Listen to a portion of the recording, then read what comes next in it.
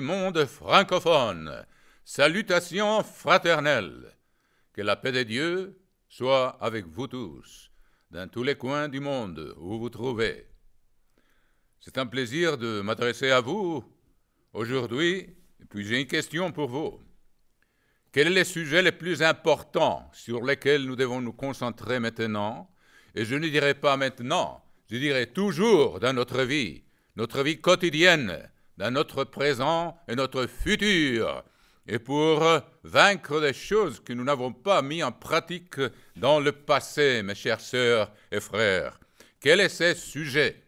Je vais vous donner comme introduction des écritures desquelles j'ai déjà parlé dans le passé, mais je dirais comme l'apôtre Pierre, il disait que, et puis il y en a qui disent la répétition, c'est la meilleure façon de souligner un sujet ou un thème. L'apôtre Pierre, dans sa deuxième épître, il a dit aux frères auxquels il s'adressait, puis que ça nous inclut nous-mêmes, dans le chapitre 1 de la deuxième épître de l'apôtre Pierre, il a dit « Voilà pourquoi je prendrai soin de vous rappeler ces choses, bien que vous les sachiez, et que vous soyez affermis dans la vérité présente. Et je regarde comme un devoir aussi longtemps que je suis dans cette tente de vous tenir en éveil par des avertissements. » Donc il savait que le frère était déjà au courant de ce qu'il répétait. Je vous dis la même chose, chers sœurs et frères. Il faut répéter parce qu'il faut pas seulement savoir, mais il faut assimiler profondément jusqu'à que nos pensées deviennent des actions, la pratique quotidienne, notre façon de vivre, notre façon de penser et de réfléchir. Donc je vous prie de vous reporter au chapitre 10 de l'évangile de Matthieu, et nous allons revoir quelques écritures à manière d'introduction pour les sujets que j'ai pour vous aujourd'hui, mes chères sœurs et frères. Donc, s'il vous plaît, reportez-vous au chapitre 10, je dirais, chapitre 10, verset 38 de l'évangile de Matthieu. Notre Seigneur, notre Maître, notre Seigneur Jésus-Christ a prononcé une sentence profonde que nous allons essayer d'en comprendre, pas seulement de comprendre la signification, mais comment la mettre en pratique dans notre vie, parce que c'est la condition essentielle, vraiment pour être un vrai disciple de Jésus-Christ, une condition essentielle pour entrer dans le royaume des dieux. Et nous allons les voir.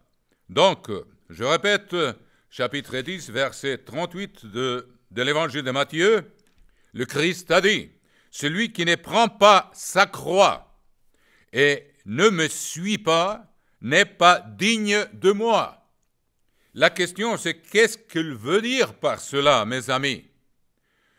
Aujourd'hui, vous savez, c'est la coutume pour beaucoup de gens d'avoir des croix comme des petites décorations sur la poitrine ou même dans leurs oreilles, les dames dépendantes qu'elles ont. Mais qu'est-ce que le Christ a voulu dire? Mes amis, vous savez, pour les gens de l'époque, pour ses disciples à qui il adressait ces paroles, prendre la croix, c'était vraiment une assévération effrayante. Pour eux, la croix n'était pas quelque chose qu'on les met comme une petite décoration, comme un bijou, mes amis. La croix était un instrument de death, de mort, excusez-moi, je mélange l'anglais avec le français. C'était un instrument de mort, la pire des morts et des tortures inventées par l'homme. Et les gens et ses disciples, ils voyaient les gens condamnés à mort par les Romains, les ennemis de l'État ou les criminels. On les crucifiait. Et pourquoi le Christ utilise cette expression, mes chers amis? Parce qu'il est en train de parler de quelque chose de très sérieux que nous devons comprendre de façon absolument radicale.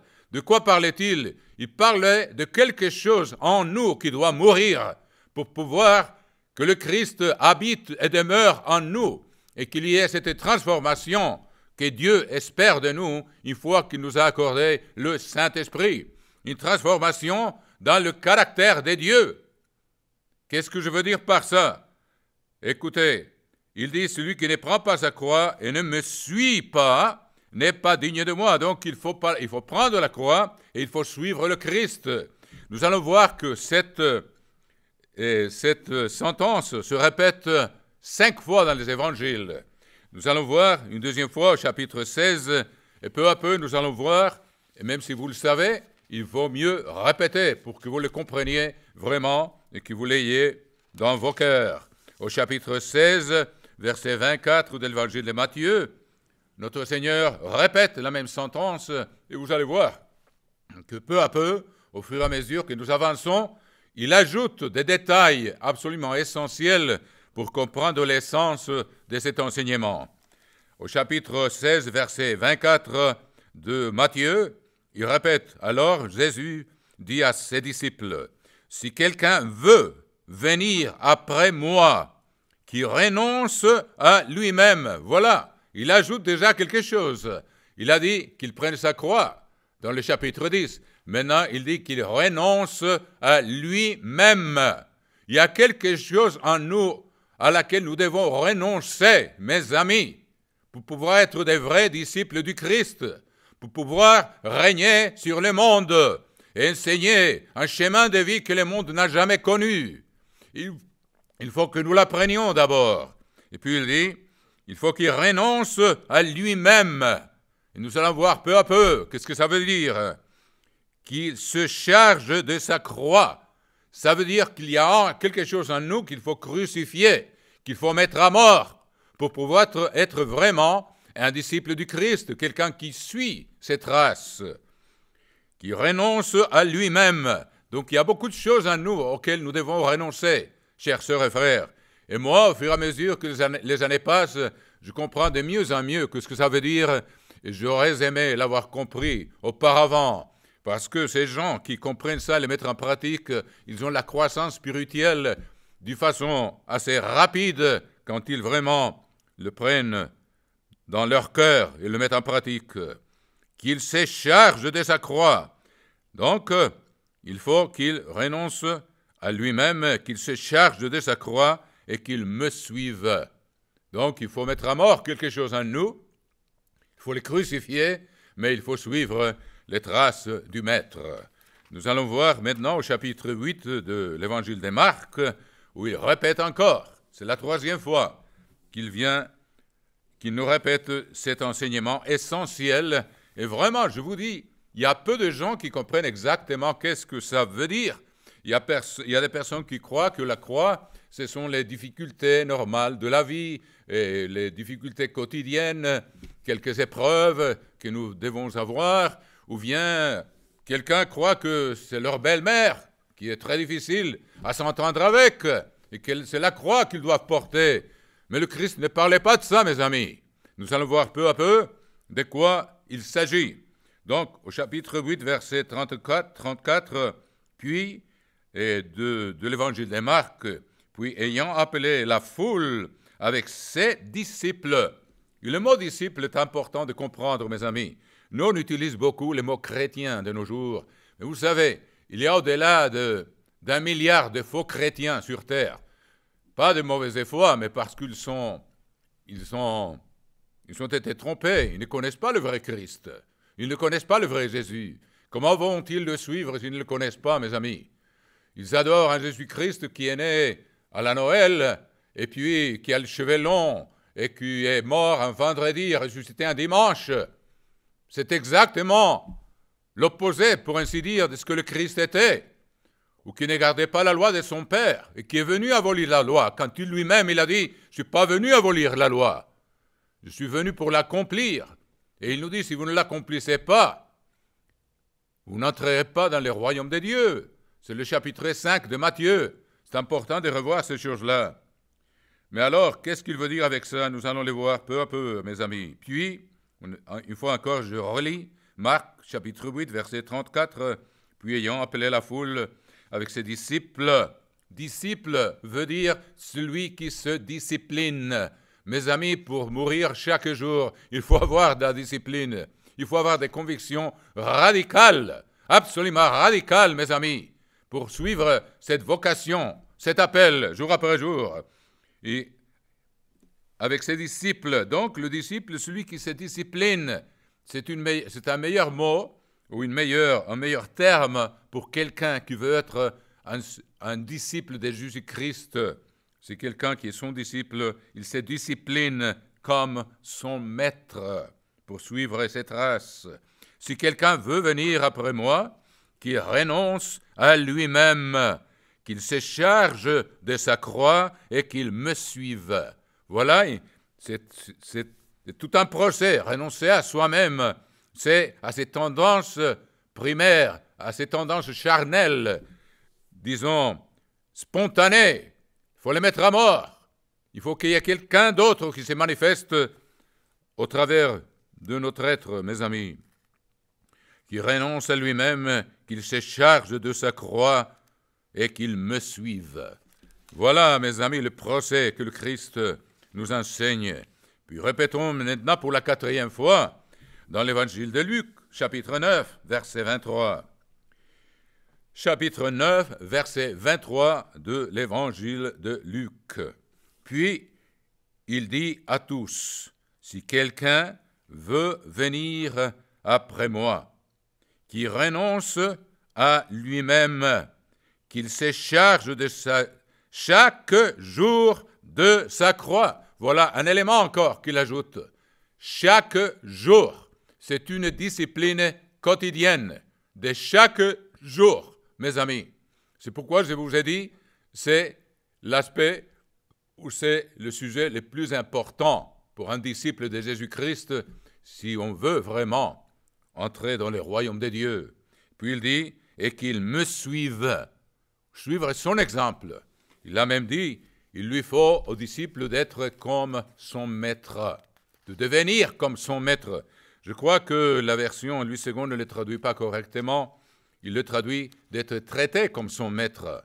Mais la véritable signification que je vérifiais dans d'autres versions, c'est il suffit aux disciples de devenir comme son maître. Comment peut-on faire ça, mes amis? Devenir comme le Christ? Nous ne pouvons pas avoir de la compétition avec notre maître. La seule façon de devenir comme lui, c'est de se laisser qu'il habite en nous et qu'à travers nous, il se manifeste. Et pour cela, il faut mettre à mort quelque chose en nous-mêmes. Donc, continuons, mes amis. Le chapitre 14 de Luc nous répète maintenant pour la 5e fois cette déclaration du Christ pour ses disciples. Chapitre 14 de l'évangile de Luc, mes amis. J'espère que vous avez gardé ça dans vos esprits. Je suis en train de vous lire les Écritures. Ce ne sont pas mes inventions, vous pouvez le constater facilement, parce que c'est très important, plus que je ne peux l'exprimer, mes amis.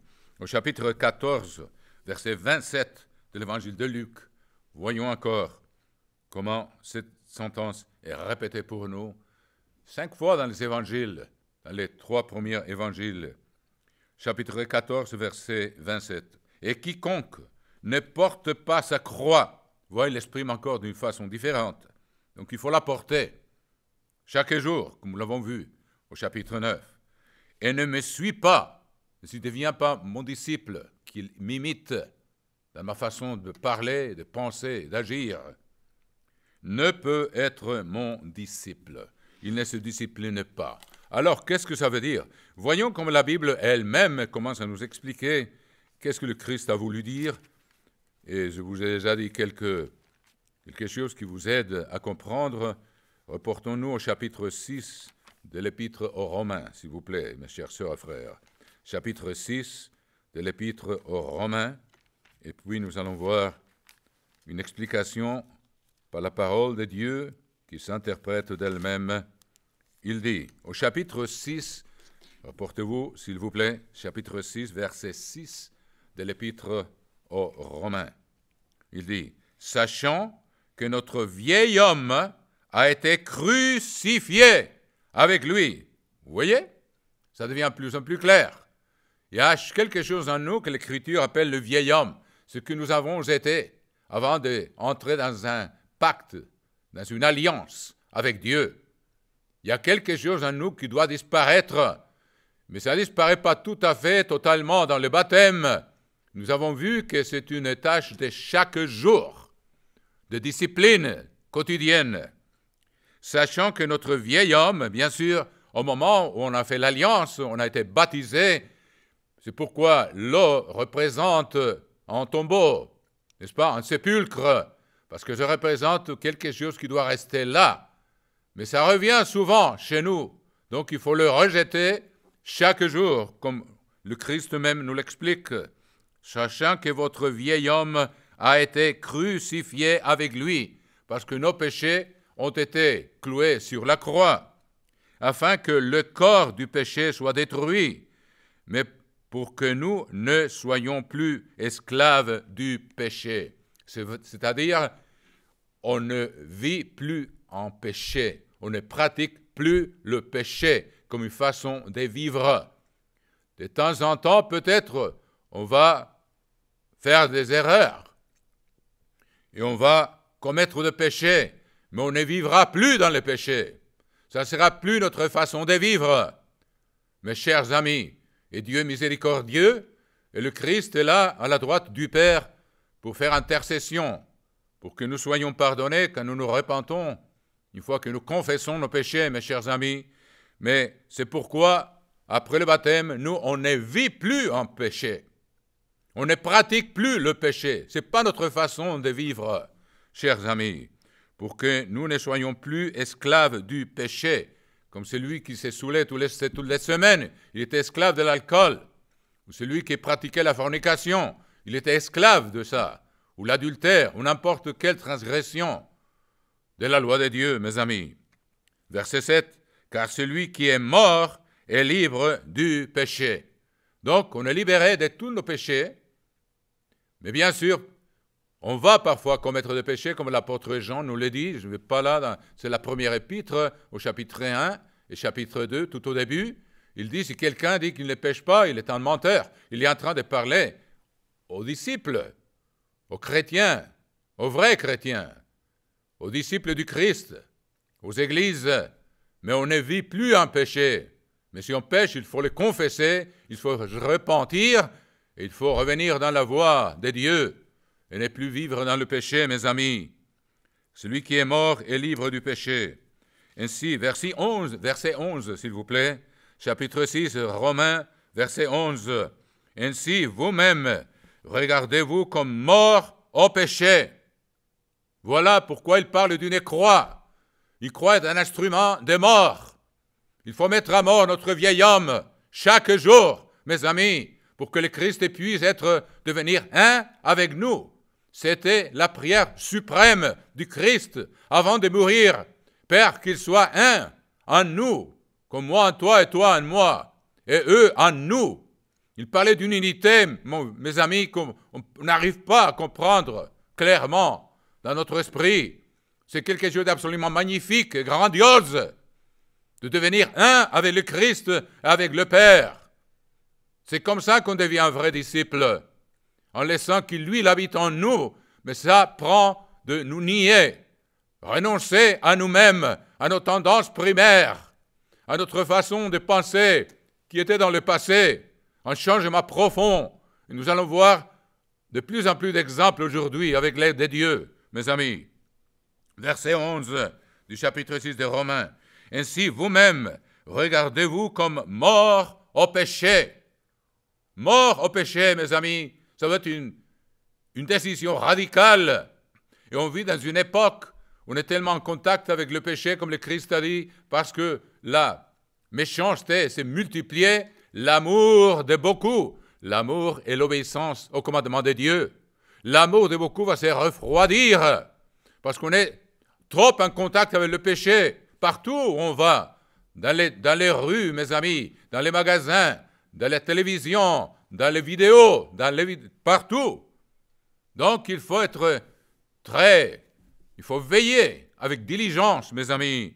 Ainsi, vous-même, regardez-vous comme morts au péché et comme vivants pour Dieu en Jésus-Christ. Savoir contrôler les yeux, mes amis.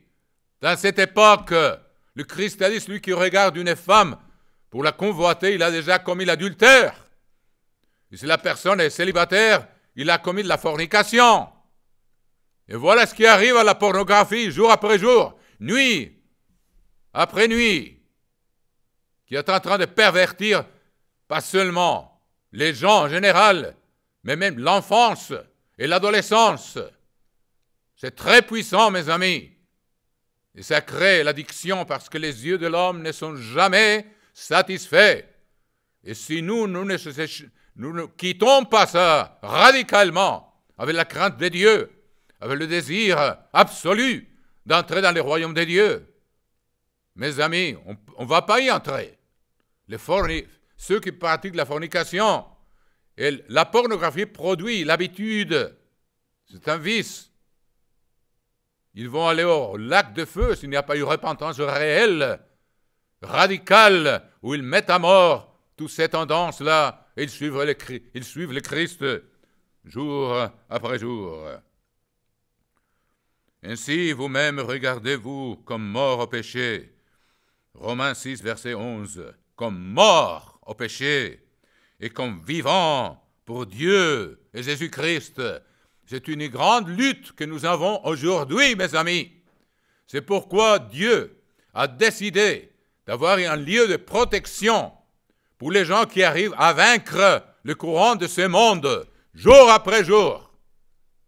Et il va permettre aussi une grande tribulation pour ceux parmi nous, et même nous-mêmes, qui ne prenons pas ces paroles au sérieux, et que nous vivons moitié-moitié dans la tiédeur qui produit la nausée au Christ, dans la bouche du Christ, dans son ventre. Il va nous vomir si on n'est pas radical dans notre discipline, mes amis. Que le péché ne règne point dans votre corps mortel, que ça ne vienne pas une habitude une fois que ça aurait dû mourir dans les eaux du baptême, qu'elle ne se revienne pas sur nous. Si on revient pratiquer le péché, mes amis, on est perdu. On est en train de piéger, de marcher sur le sang du Christ qui nous a sanctifiés pour que nous ne vivions plus dans le péché. Que le péché ne règne plus dans votre corps mortel et n'obéissez pas à ses convoitises. C'est assez clair, mes amis. Et voilà, par exemple, ce que nous devons faire. Après qu'on est sorti du tombeau de l'eau, de la tombe, au chapitre 8 des Romains, nous trouvons au verset 13 ce que nous devons faire jour après jour. Qu'est-ce qu'on a fait? On a reçu le Saint-Esprit avec l'imposition des mains.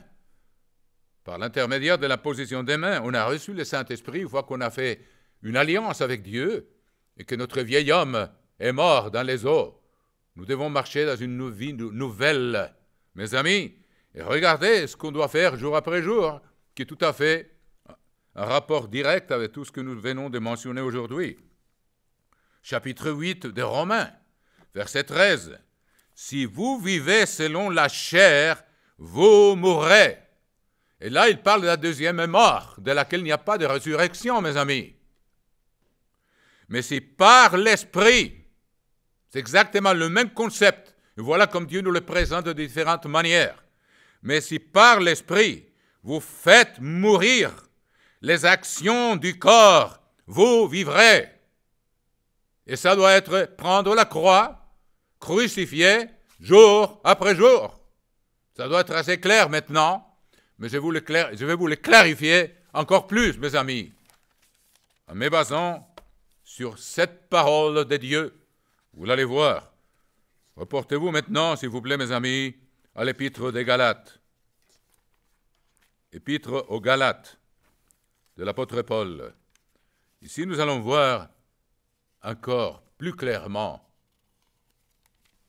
et j'espère que vous comprenez vraiment à fond ce concept dont Dieu nous parle ici parmi les Écritures, par l'intermédiaire de sa parole. Au chapitre 5, verset 16 de l'Épître aux Galates. Chapitre 5, verset 16. L'apôtre Paul nous écrit, ou c'est Dieu qui nous parle par son intermédiaire, « Je vous dis donc, marchez selon l'Esprit, qui fait mourir, les œuvres de la chair, comme nous allons les voir, et comme nous venons de le voir dans le chapitre 8 de Romains. Et vous n'accomplirez pas les désirs de la chair. C'est une lutte à mort, mes amis. Car la chair a des désirs contraires à ceux de l'esprit. Tant que nous vivrons dans la chair, nous aurons cette lutte, mes amis. Il y a des gens qui croient qu'une fois qu'on est baptisé, on n'a plus de tentation et que la chair ne devient plus tellement difficile, elle n'est plus tellement difficile à vaincre. Bien sûr, c'est plus facile à vaincre parce qu'on a l'aide de l'Esprit de Dieu si vraiment on s'est rempli de son esprit. Si on a la discipline pour lire sa parole, pour méditer dans sa parole, qu'elle devienne notre façon de penser, pour jeûner, de manière à nous approcher de Dieu. Le Christ a dit, quand le pouls les sera pris, ils vont jeûner, parce que c'est la façon de nous approcher de Dieu, de prier, jour après jour, matin et soir, et même à midi, dans un monde comme le nôtre, qui s'approche jour après jour. On est plus proche que jamais, bien sûr, de la fin de cette ère, mes amis. Car la chair a des désirs contraires à ceux de l'esprit. Voilà, c'est plus clair maintenant, j'espère, pour vous. Il faut les identifier. Quelles sont ces tendances? Je suis en train de lire chapitre 5 de Galates, verset 17. Car la chair a des désirs contraires à ceux de l'esprit. Et l'esprit en a des contraires à ceux de la chair. Il y a une bataille en nous, mes amis. Vous savez ce que le Christ a dit à ce sujet? Je vois si je trouve cette écriture-là, mais c'est important de la lire. Mes amis, je peux vous lire, je vais la trouver facilement ici dans ma Bible en espagnol, mes amis. Je connais un peu mieux où se trouvent ces écritures. Reportez-vous, s'il vous plaît, au chapitre 11. Chapitre 11 de l'Évangile de Matthieu. Chapitre 11. Voilà. Chapitre 11, verset 11. Gardez vos mains, s'il vous plaît, ici, dans ces Écritures, chapitre 5 de Galates. Nous allons y revenir. Et rendez-vous, portez-vous maintenant, s'il vous plaît, au chapitre 11 de l'Évangile de Matthieu, et lisons ce que le Christ dit. Je viens de vous dire, c'est un commentaire que je fais, fondé sur l'Écriture, du verset 17 au chapitre 5 des Galates que nous venons de lire. Car la chair a des désirs contraires à ceux de l'esprit, et l'esprit en a des contraires à ceux de la chair. Ils sont opposés entre eux, afin que vous ne fassiez point ce que vous voudriez. Ça va être bien clair. Et je vous ai dit que c'est la chair qui a, et tant qu'on est dans la chair, on aura cette lutte. C'est pourquoi le Christ a dit, celui qui persévère jusqu'à la fin, lui, il va être sauvé. Si on arrête notre lutte avant la fin, et on laisse la chair prévaloir sur nous, on n'entrera pas dans le royaume des dieux. Il n'y a que les vainqueurs. Vainqueurs, c'est une lutte. Il faut voir la vie comme ça, jour après jour. C'est l'appel que nous avons accepté de la part de Dieu. Et ça exige une décision radicale. Chapitre 11, je vous dis à nouveau, chapitre 11 de l'Évangile de Matthieu, et voyons le chapitre 11, verset 11, des paroles du Christ. Je vous le dis en vérité, parmi ceux qui sont nés des femmes, il n'y en a point paru plus grand que Jean-Baptiste. Cependant, le plus petit dans les royaumes des cieux est plus grand que lui. Alors, c'est ça ce que je voulais vous dire. Verset 12. Depuis les temps de Jean-Baptiste jusqu'à présent, les royaumes des cieux est forcé. Il y a une meilleure traduction dit souffre de la violence. Et ce sont les violents qui s'en emparent. Pourquoi? Il y a une lutte à mort à notre intérieur. Et Dieu nous a donné ce qu'il faut pour triompher, pour être vainqueur. Mais c'est à nous de cultiver ce pouvoir qu'il nous a donné par la prière, par l'étude, par le jeûne fréquent. Je ne vous dirai pas avec quelle fréquence vous devez jeûner, mais il y a des gens qui jeûnent 1 fois par semaine, 2 fois par mois, 1 fois par mois. Je vous dirai, mais c'est mon avis personnel, mes amis, Dieu ne met aucune condition obligatoire de combien faut-il jeûner. Il a dit, quand le pouls leur sera pris, le Christ, quand il a monté au ciel, il a dit, ils vont jeûner, parce qu'on aura ce besoin. Si vraiment on est disciple de Christ, on l'aime, on aime son exemple.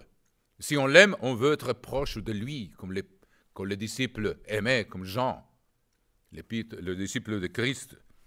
Si on veut être proche de lui, on va jeûner pour sentir sa présence.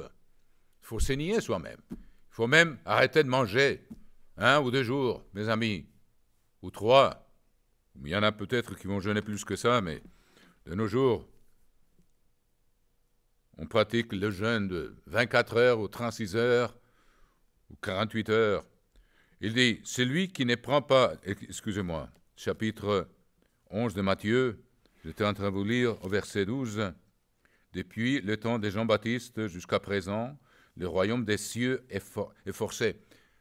Et je préfère d'autres traductions, souffre de la violence. C'est-à-dire, il faut faire un effort violent, parce que c'est une lutte à mort. Et ce sont les violents qui s'en emparent. Ceux qui sont convaincus jusqu'au plus profond de leur être, jusqu'au très fond de l'être, qu'ils veulent que ce soit le Christ qui habite en eux et pas le péché.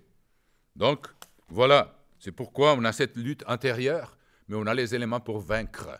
C'est pourquoi on trouve 7 fois dans le livre de l'Apocalypse, il n'y a que les vainqueurs qui vont entrer dans le royaume des dieux, mes amis, dans le royaume des cieux. Et puis, dans l'époque où nous vivons, la lutte s'est fait beaucoup plus difficile. Donc, c'est pourquoi il faut répéter ces choses pour que vous les ayez clairement dans vos esprits, mes chères sœurs et frères. Donc, il dit, bon, je reviens là à l'Épître des Galates, chapitre 5, verset 18. Si vous êtes conduits par l'Esprit, vous n'êtes point sous la loi. Verset 19. Or, les œuvres de la chair sont manifestes. Voilà ce que nous devons vaincre jour après jour. Ce sont l'impudicité, l'impureté, la dissolution. Voilà, ce sont des péchés sexuels, chers amis. L'idolâtrie, qui inclut l'amour de l'argent, l'infidélité, ne pas payer ses dîmes à qui est le propriétaire de l'univers, mes amis, pour l'honorer, pour tout ce qu'il nous donne.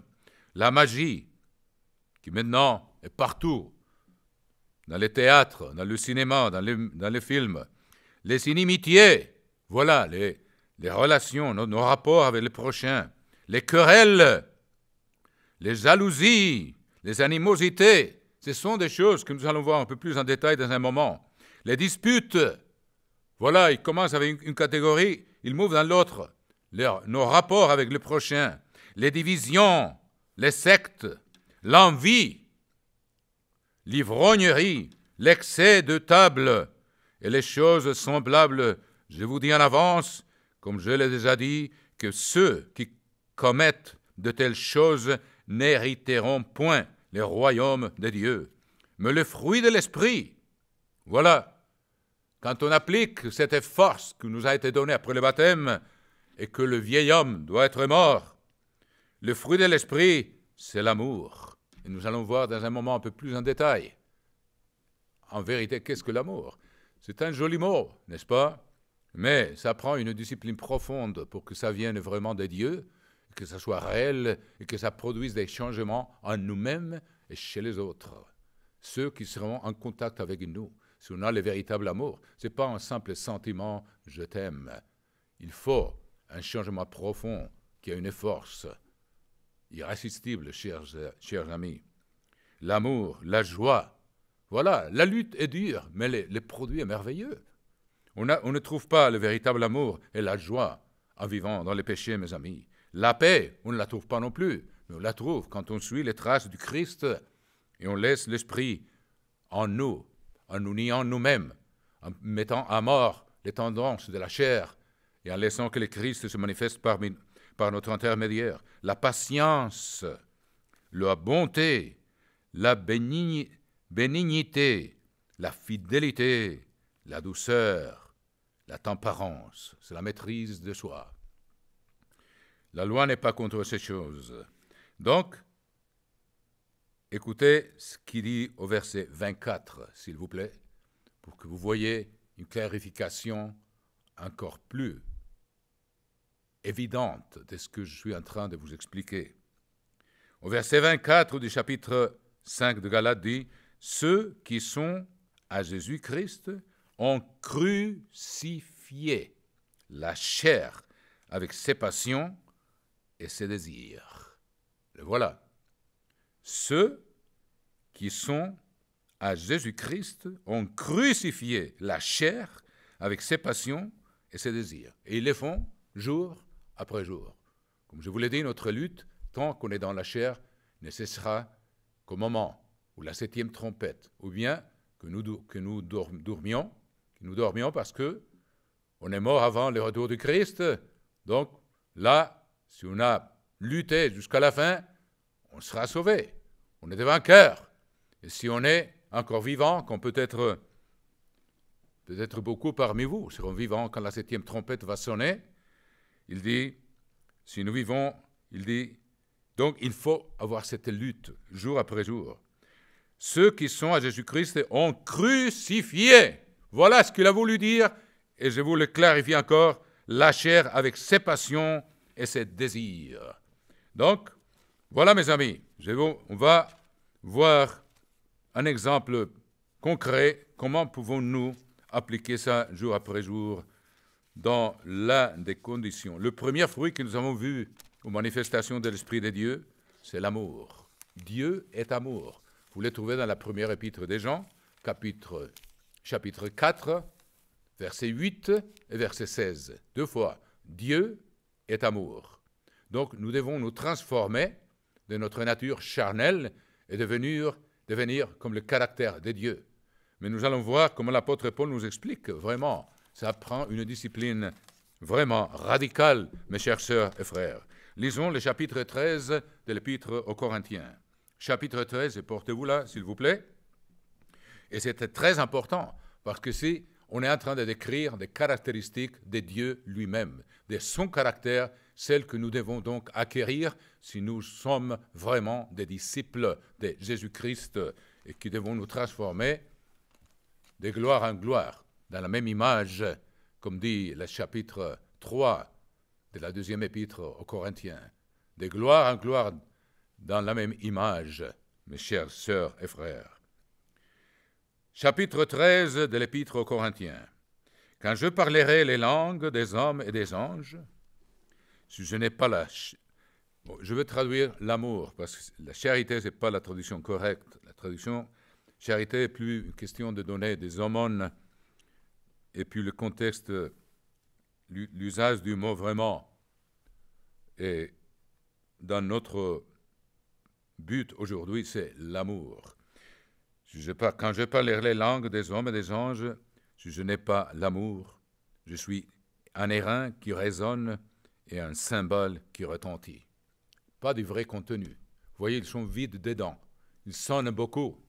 Il y en a beaucoup qui peut-être publient trop leur spiritualité, mais elle est superficielle. Si on n'a pas l'amour, si on n'a pas les caractéristiques du caractère de Dieu en nous-mêmes. Donc, l'amour ne se vante pas. Les sons des trompettes et des cymbales, ils sonnent très fort, mais je crois qu'il utilise ça avec un sens paradoxal. Il y a un grand son, mais il n'y a pas de substance, il n'y a pas de contenu, il y a quelque chose qui manque dedans. C'est pourquoi il y a des gens qui, comme dit le proverbe, qui proclament leur propre bonté, mais un homme de vérité, qui va le trouver? C'est à peu près ce que l'apôtre Paul est en train de dire ici. Et quand j'aurai les dons de la prophétie, le don de prêcher de façon inspirée, et aussi peut-être la prophétie inclut 2 choses. La prédication qui vient d'une inspiration spéciale de Dieu, et aussi pouvoir prédire l'avenir. Mais si on a ça, et on a la science de tous les mystères et toute la connaissance, quand j'aurai même toute la foi, jusqu'à transporter des montagnes, si je n'ai pas l'amour, je ne suis rien.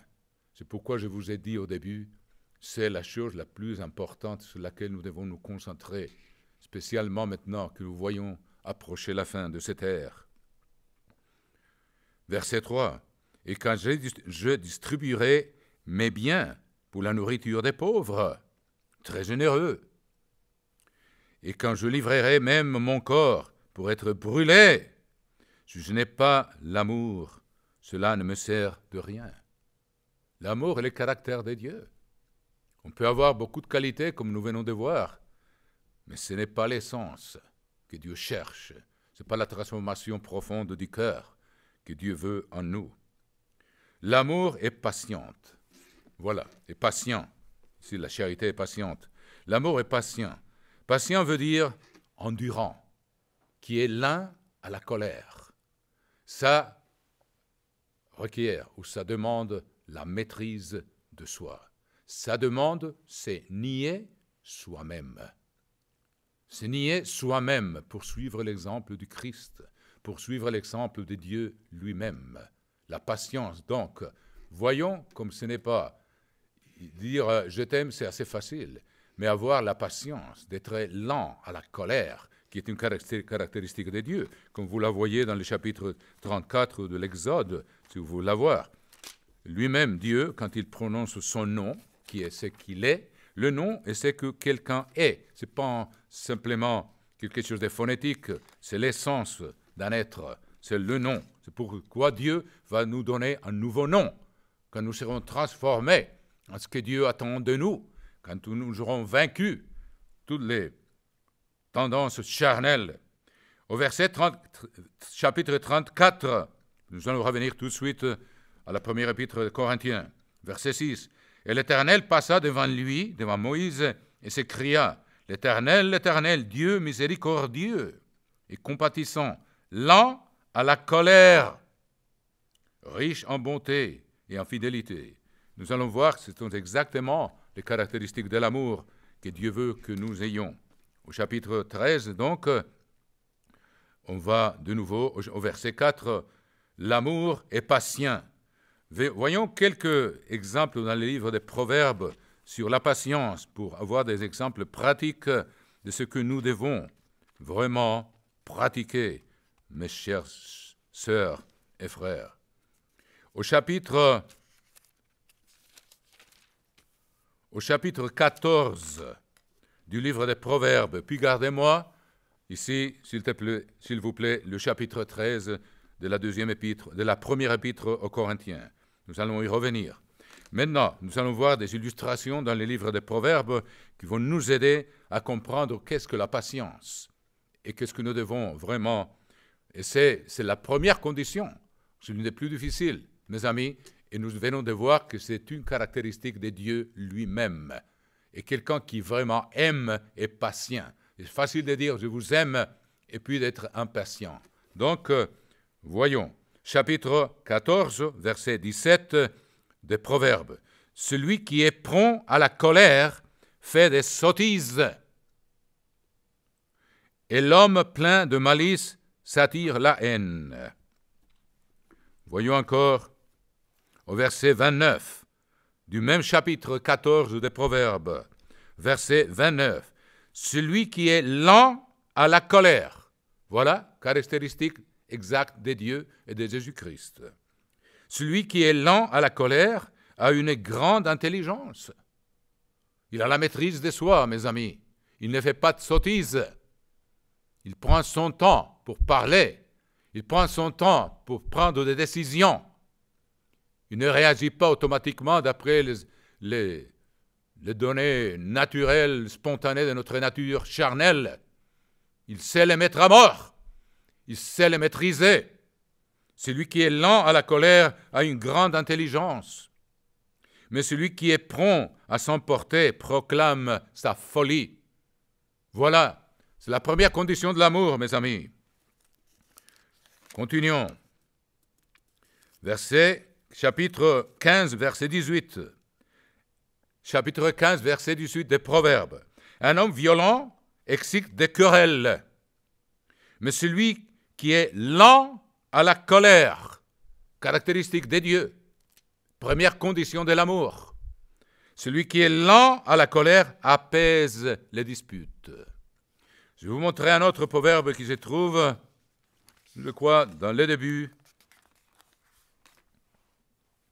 Je vais le trouver, parce que il illustre de façon assez claire, vraiment, ce que Dieu nous dit que nous devons pratiquer jour après jour. Je vais le chercher là tout de suite, mes amis. Livre des Proverbes, je crois que c'est dans les chapitres... chapitre 10, je crois. Oui, je dois vous l'avoir signalé ici. Oui, voilà. Reportez-vous, s'il vous plaît, mes amis, en parlant de cette caractéristique de la patience, au chapitre 10 des Proverbes, verset 12. La haine excite des querelles. La haine excite des querelles. Et nous ne devons pas faire lieu à la haine en nous-mêmes. Mais l'amour couvre toutes les fautes. L'amour couvre toutes les fautes. Mes amis, jour après jour, chaque jour, nous avons l'occasion de couvrir de multitudes d'erreurs si c'est un couple, chez son épouse ou chez son mari, si c'est de la part de la femme. Et éviter des querelles, ça prend de la maîtrise de soi, ça prend de la patience. Et si on apprend à pratiquer ça, il y a beaucoup d'occasions où on va éviter, même en un jour, d'avoir des querelles à la maison, même avec les enfants. Bien sûr, il faut corriger, mais comment faut-il le faire? C'est une façon très importante de le faire que nous allons voir tout à l'heure. Donc, la haine excite des querelles, mais l'amour couvre toutes les fautes. Ça ne veut dire pas qu'on ignore le péché, mes amis. On doit avoir des discernements. Mais il y a beaucoup de choses qui ne sont pas de péché, que nous pouvons éviter jour après jour dans nos rapports à la maison, entre mari et femme, avec les enfants, ou au travail, avec les employés, avec nos compagnons de travail. Il y a beaucoup de choses qu'on peut éviter et ne pas commencer une querelle qui n'est pas nécessaire et qui devient déjà, après une fois qu'on commence, ça devient quelque chose de beaucoup plus sérieux et les offenses commencent à sortir et les inimitiés commencent, n'est-ce pas, à prévaloir. Il y a beaucoup de choses qui prennent la maîtrise de soi, de se nier soi-même. C'est ce que le Christ a voulu dire, se nier soi-même, avoir la maîtrise de sa langue pour ne pas continuer, pour ne pas commencer une querelle qui n'est pas du tout nécessaire. Et si on l'évite, parfois, on sent qu'on meurt. Parce que se nier soi-même, c'est mettre à mort notre vieil homme. Et quand on pratique cette mode de vie, donc on sent qu'on meurt parfois. Et puis, le moment qui s'ensuit est difficile. On arrive parfois, on n'arrive pas à se contrôler complètement. Mais si on a cette maîtrise et on prend le temps, s'il faut dire quelque chose, mes amis, si on a été offensé, Dieu nous dit comment il faut le dire. Parce que si vous avez été offensé et vous répondez avec une autre offense, ça ne va pas résoudre le problème. Ça va empirer le problème. Dieu nous donne la solution pour créer une ambiance paisible.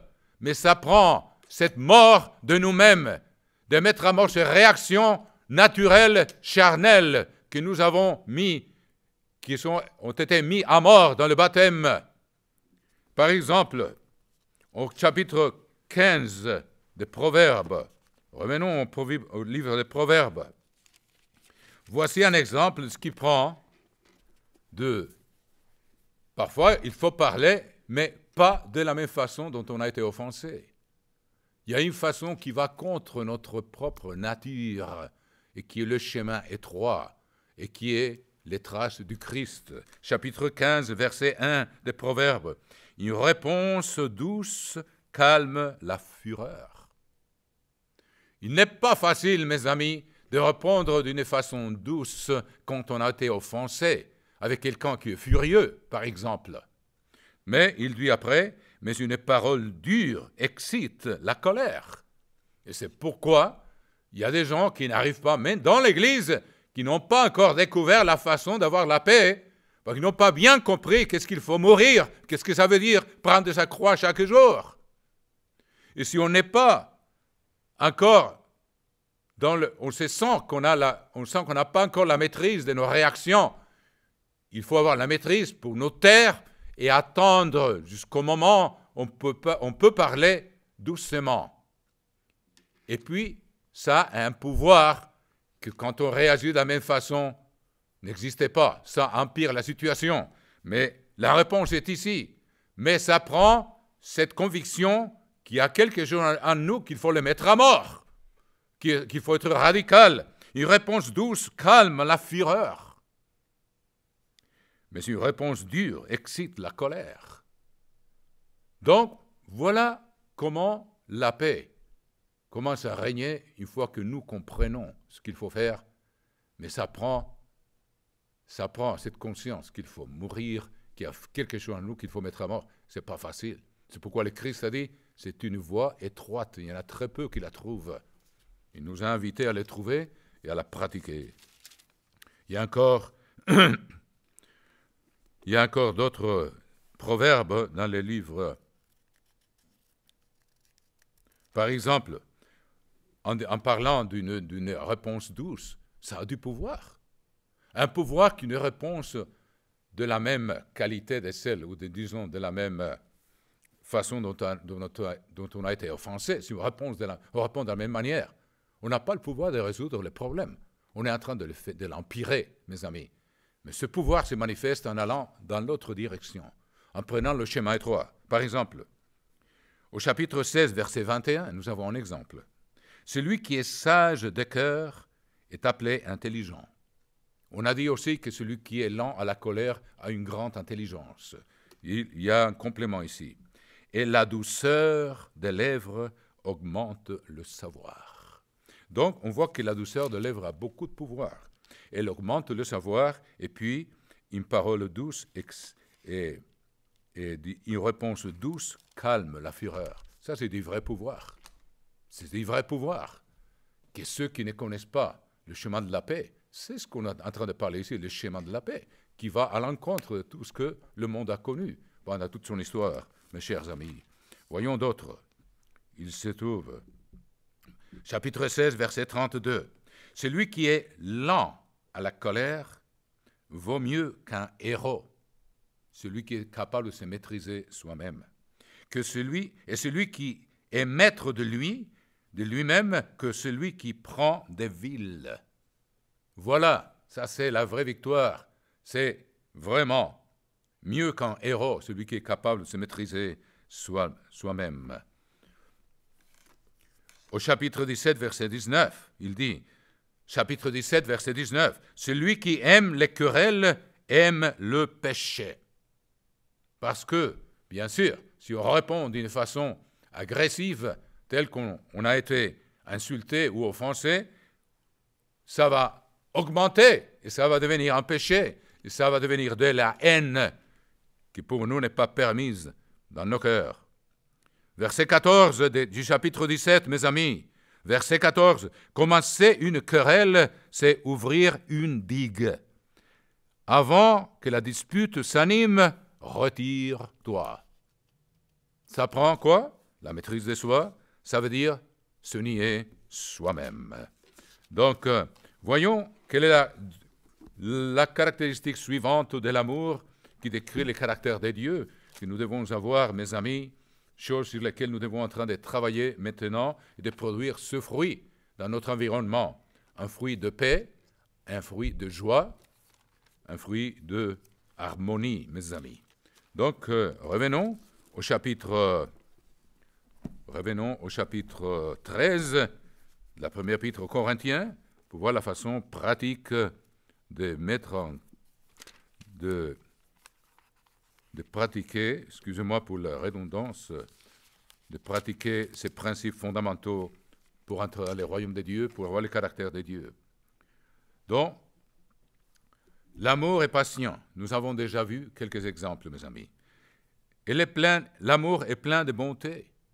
L'amour est plein de bonté. Donc, au lieu de répondre, de rendre mal pour mal à quelqu'un, on répond avec douceur. Et ça a beaucoup de pouvoir. Nous allons voir, par exemple, et nous avons déjà vu que quand on a de la douceur, ça augmente la sagesse. Et voilà, quand on a cette bonté, mes amis, que ça prend beaucoup de maîtrise de soi, mais quand on est décidé à le faire, Dieu nous donnera le pouvoir, et c'est le Christ qui va se manifester par notre intermédiaire, parce que c'est son caractère. Quand nous réagissons d'après notre nature charnelle, nous bloquons la présence du Christ en nous. Nous empêchons que Dieu se manifeste par des rivières ou par des sources d'eau vive qui doivent jaillir de nos cœurs, que c'est la joie, la paix, la bonté, la maîtrise des soi. Donc, je vous ai parlé au chapitre 17, et c'est une façon d'exprimer la bonté. Celui qui est sage de cœur est appelé intelligent, et la douceur des lèvres augmente le savoir. Nous allons voir comment la bonté, qui est une caractéristique de l'amour, quand on devient impatient, on n'a plus de bonté. On devient agressif, mes amis. La bonté disparaît tout de suite. Mais Dieu veut que nous gardions. Et au chapitre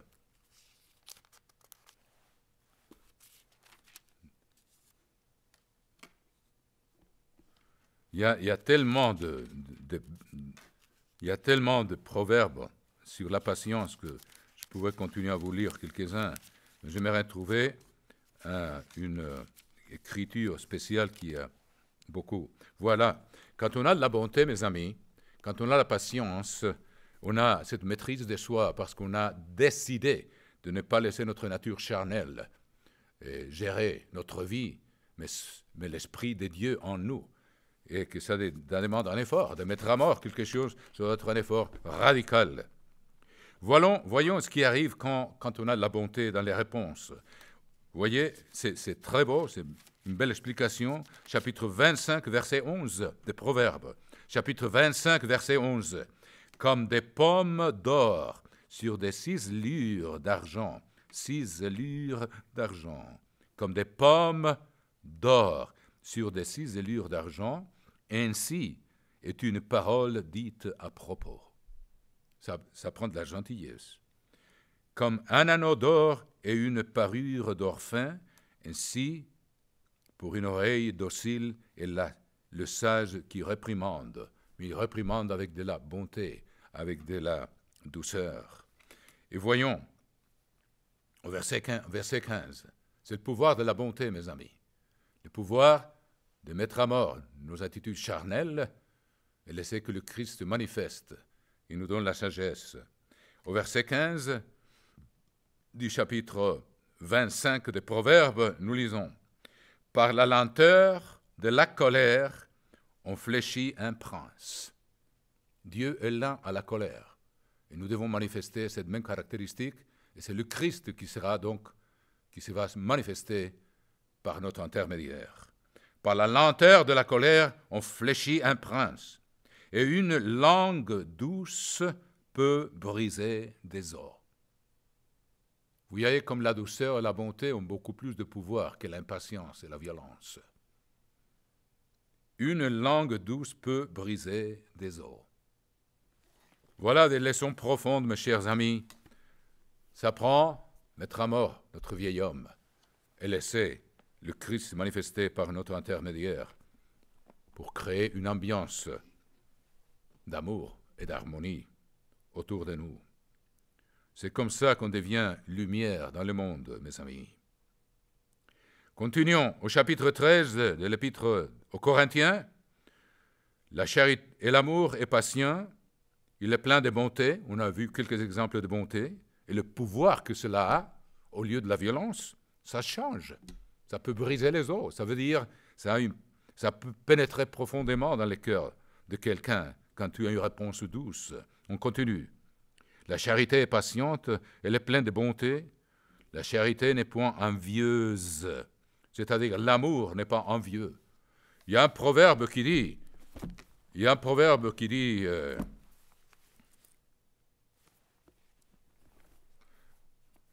nous allons lire un proverbe, mes amis, ça c'est un sujet très important, vous m'excusez, je prends un peu plus de temps. Il y a encore 12 caractéristiques à analyser, mais je serai un peu plus bref. C'est les premières là qui prennent beaucoup de... J'étais en train de chercher là. Et... Ah, l'envie, voyez. Trouvons quelque chose que la jalousie et l'envie, en ces cas-là, sont pratiquement des synonymes. Donc, regardons ce que Dieu dit au sujet de l'envie. Nous allons voir pourquoi. Au chapitre 27 des Proverbes et verset 4. Chapitre 27 des Proverbes et verset 4. Voyons pourquoi nous devons faire très attention au sujet de l'envie. Je dis chapitre quoi? Qu'est-ce que je dis?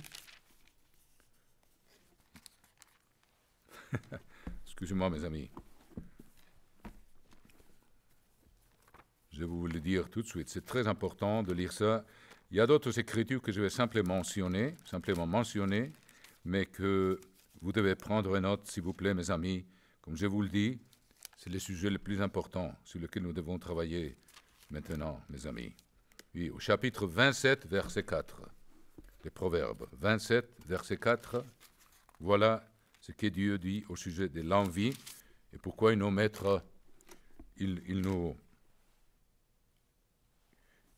alerte, il nous donne l'alerte sur ces choses-là. Chapitre 27, verset 4.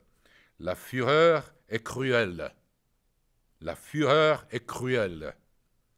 Et la colère impétueuse. Mais qui résistera devant la jalousie? Je ne veux pas aller là-bas, mais si vous lisez le chapitre 4 de la Genèse, qui résistera à la jalousie? Pourquoi Caïn a tué son frère Abel? C'était de la jalousie, c'était l'envie. Parce que l'offrande d'Abel a été acceptée par Dieu, mais celle de Caïn n'a pas été acceptée. Et Dieu lui-même l'a averti, écoute, le péché à la porte, mais tu peux le maîtriser. Il a dit à Caïn, parce que Dieu voyait déjà que le diable était en train d'inciter Caïn pour tuer son frère, à cause de l'envie, à cause de la jalousie, mes amis. Il voulait les tuer. Ça vient du diable lui-même qui a eu de l'envie. Il a eu la jalousie des dieux. Il a voulu, il prétend encore occuper le trône des dieux. Il le déclare lui-même. C'est l'Écriture qui nous dit ce qu'il pense au chapitre 14 d'Ésaïe. Il veut monter dans les hauteurs et s'asseoir sur le trône des dieux, du plus haut. C'est l'envie qui produit ça. C'est l'envie qui a produit, c'est la jalousie qui a produit la mort d'Abel. Qu'est-ce qui s'est passé avec les frères de Joseph? Mes amis, Joseph a manqué de sagesse, bien sûr, il est très jeune, il avait 17 ans. Il a eu ses rêves, mais il est allé le raconter à ses frères et à son père. Ses frères le détestaient.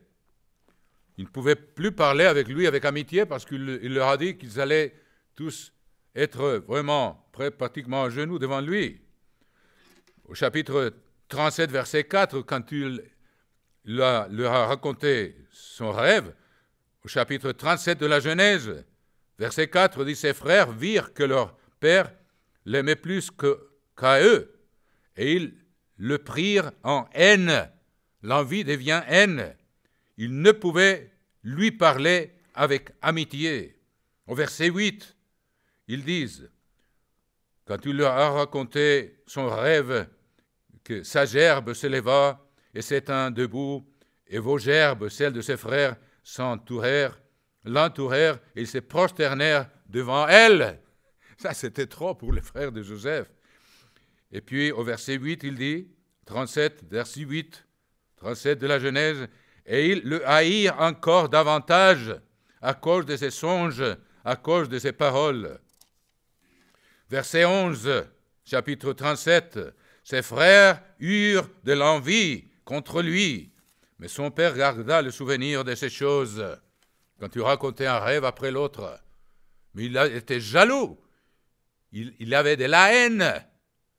Et ça peut nous arriver à nous, c'est totalement contraire à l'essence de l'amour, mes amis. On doit la mettre à mort, c'est ce qu'on doit faire. Et puis quand il a approché ses frères, quand il était envoyé par son père, vous voyez qu'est-ce qu'il faisait? Ils le virent venir de loin. Et qu'est-ce qu'ils ont dit? Chapitre 37, verset 18, mes amis, de la Genèse. Ils le virent de loin, et avant qu'il fût près d'eux, ils complotèrent de le faire mourir.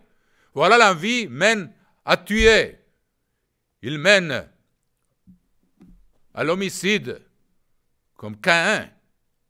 Et même comme le diable, il a voulu détrôner Dieu. Et s'il pouvait, même tuer Dieu. Verset 19 du chapitre 37 de la Genèse. Ils se dirent l'un à l'autre, voici le faiseur de songes qui arrive. Venez maintenant, tuons-le. Vous voyez ce que ça produit, l'envie, mes amis? Pourquoi le proverbe dit qu'il peut résister l'envie? Donc, il faut la faire mourir. Si nous avons envie de quelqu'un qui a des dons ou des vertus ou des bénédictions que nous n'avons pas, c'est pour l'envier. Nous devons tourner et donner la gloire à Dieu qu'il veut bénir qui il veut bénir. Ne pas garder rancune ou des jalousies dans nos cœurs. Ça peut nous arriver n'importe où, mes amis. Chaque œuvre d'excellence, quelqu'un est excellent dans le piano ou dans la musique ou dans l'oratoire, il va éveiller l'envie des autres. Il ne faut pas que nous permettions que ça nous arrive. Il faut la faire mourir, il faut la crucifier. Voilà ce qu'est l'amour, mes amis. Donc, ils se dirent l'un à l'autre, voici le faiseur des songes. Venez maintenant, tuons-le et jetons-le dans une des citernes. Et nous dirons qu'une bête féroce l'a dévoré. Chapeau qu'ils étaient cruels, les frères de Joseph. Puis vous vous souvenez, David et Saül, quand les femmes criaient après qu'il a tué Goliath, Saül a tué ses 1000 et David ses 10 000. À partir de ce moment, il ne le regardait plus d'un œil. Il le regardait d'un mauvais œil. Mauvais œil veut dire envie, jalousie, dans la Bible, mes amis.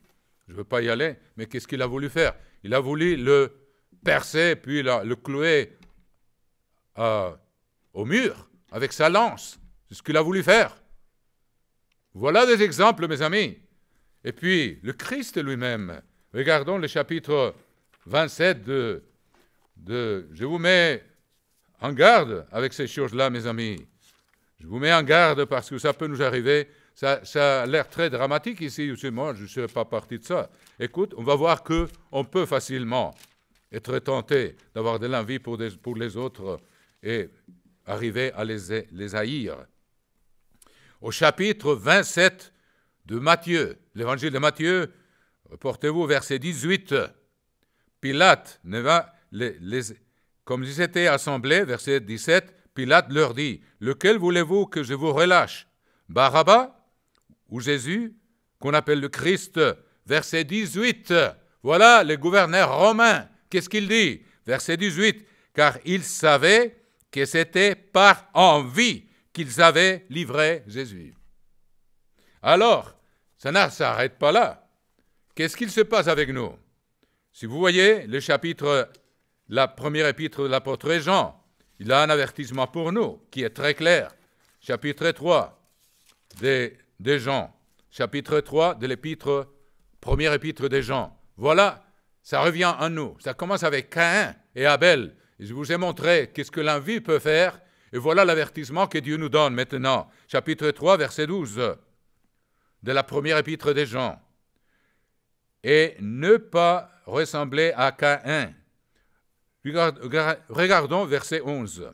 Car ce qui nous a été annoncé et ce que vous avez entendu dès le commencement, c'est que nous devons nous aimer les uns les autres. L'amour. Mais il faut mettre à mort pas mal de choses, comme nous venons de voir. Verset 12. Et ne pas ressembler à Caïn, qui était du malin et qui tua son frère. Et pourquoi le tua-t-il? Parce que ses œuvres étaient mauvaises et que celles de son frère étaient justes. Regardons verset 15. Quiconque hait son frère est un meurtrier. Voilà ce que l'envie peut faire avec nous, mes amis. Pourquoi il faut la mettre à mort? C'est pourquoi je vous ai lu le contexte de qu'est-ce que prendre la croix avant de rentrer dans le sujet de l'amour. Pour montrer que ce n'est pas tellement facile de dire « je t'aime » et c'est un joli sentiment. Ça prend beaucoup plus que ça. C'est un changement profond de cœur, mes amis. Il dit, chapitre 3, verset 15 de la première épître des Jean, « Quiconque hait son frère est un meurtrier. Et vous savez qu'aucun meurtrier n'a la vie éternelle demeurant en lui. » S'il y a dans l'Église de la haine, de l'envie, de la jalousie, mes amis, l'apôtre Paul nous a dit en Galates 5, ceux qui appartiennent au Christ ont crucifié toutes ces tendances. Et maintenant que je dis ça, voilà qu'est-ce que ça veut dire quand l'apôtre Paul, au chapitre 2 de l'épître aux Galates, il ne faut pas passer ça, parce que c'est l'essence de ce que je vous ai dit dès le début. Il faut qu'il y ait une transformation, il faut que nous soyons transformés, en sorte que le Christ, parce qu'il habite en nous, il commence à nous transformer. Et c'est ce que l'apôtre Paul a voulu dire. Et ça, c'est un rapport tout à fait direct avec tout ce que nous venons de dire aujourd'hui. Au chapitre 2, verset 20 de l'épître aux Galates, il dit, chapitre 2, verset 20, écrivez-le s'il vous plaît, mes frères et sœurs. « J'ai été crucifié avec Christ. » Voilà. Et si je vis, ce n'est plus moi qui vis, c'est Christ qui vit en moi. Paul a appris à se nier soi-même, à crucifier sa nature charnelle, jour après jour. Nous devons exactement faire la même chose, mes chers sœurs et frères. Nous avons reçu l'Esprit pour pouvoir faire ça. Si je vis maintenant dans la chair, je vis dans la foi au Fils de Dieu qui m'a aimé et qui s'est livré lui-même pour moi. Mais il dit, je suis crucifié avec le Christ, dont le Christ s'est manifesté puissamment par l'intermédiaire de l'apôtre Paul. Voilà tout ce que cela veut dire, tout ce que nous sommes en train d'étudier aujourd'hui, mes chers sœurs et frères. Continuons maintenant dans l'épître aux Corinthiens, chapitre 13, et voyons quelques caractéristiques encore de l'amour. Chapitre 13 de la... Voilà, chapitre 13 de la première épître aux Corinthiens.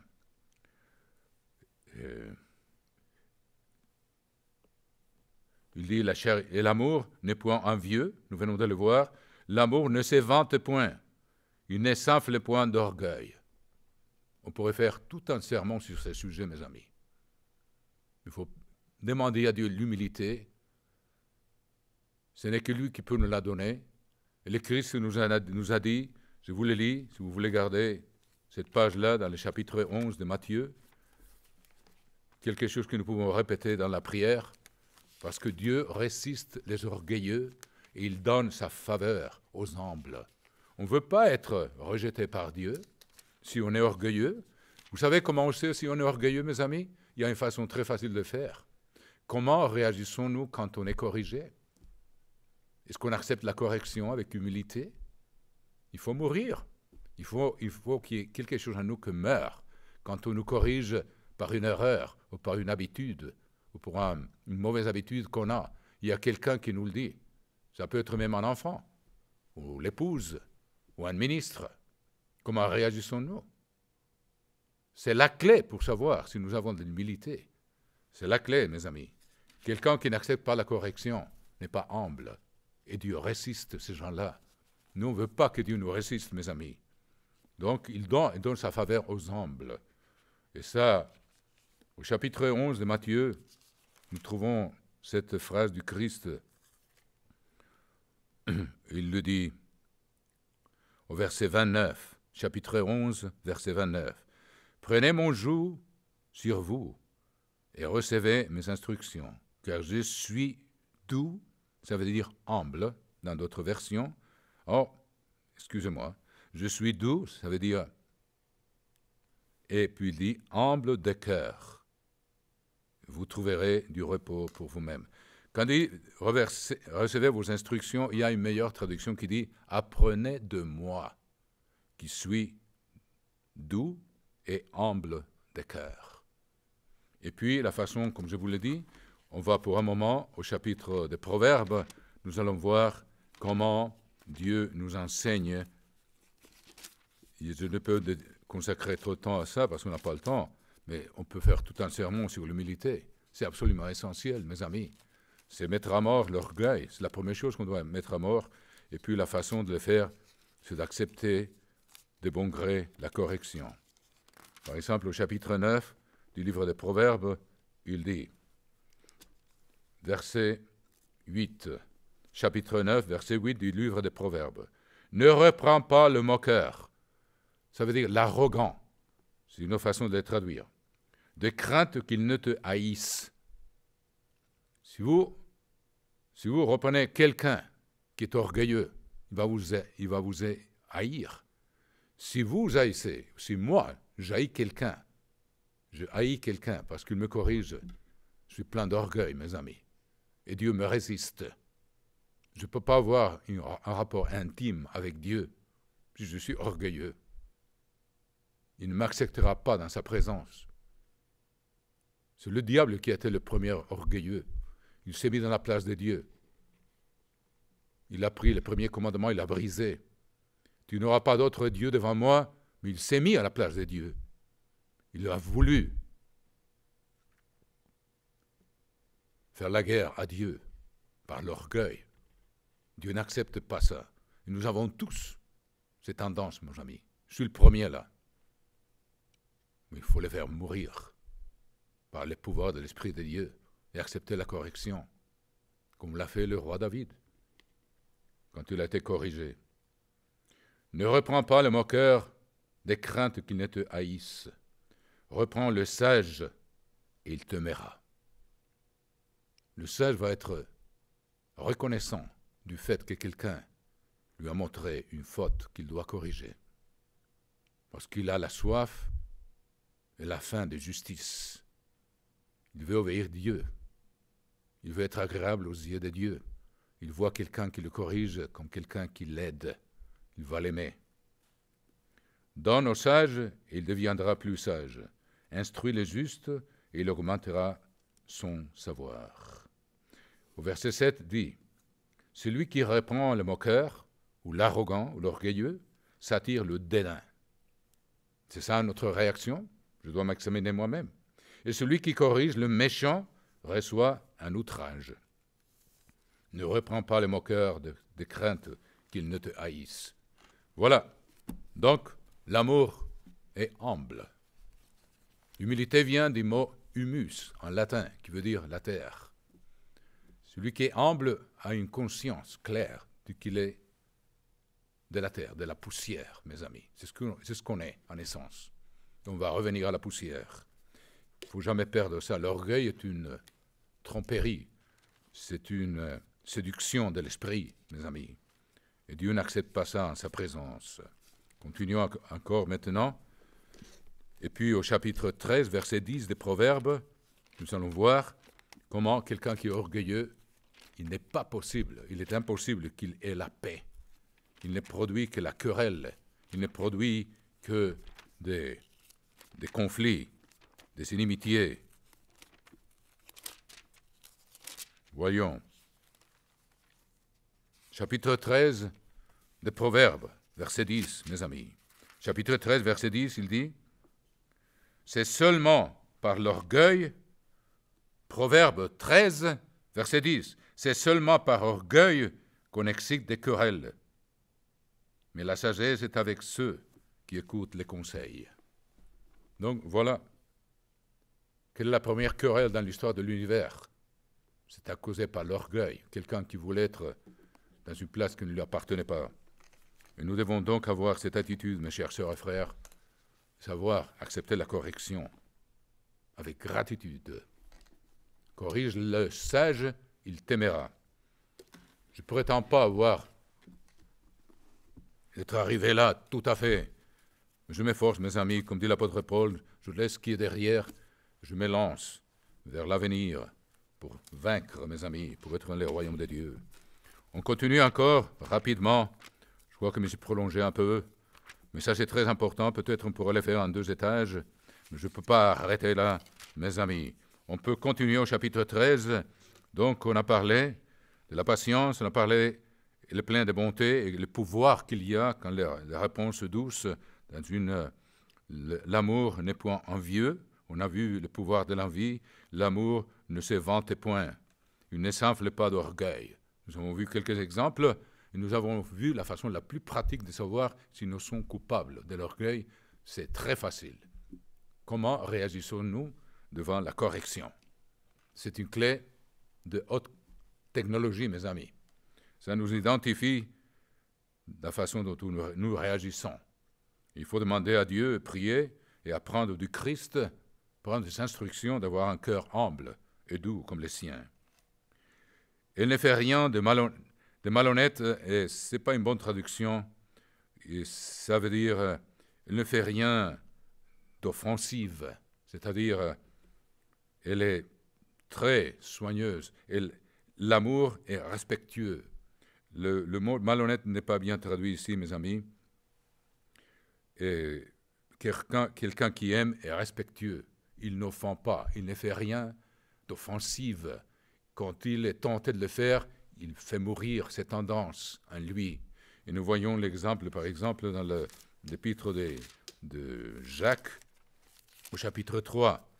Et vous voyez que tout est un rapport direct avec tout ce que nous voulons comprendre ici dès le début. Au chapitre 3, verset 2 de l'épître de Jacques, chapitre 3, verset 2, nous branchons tous de plusieurs manières. Brancher, n'est-ce pas être brusque, être grossier ou faire des choses le manquer de respect.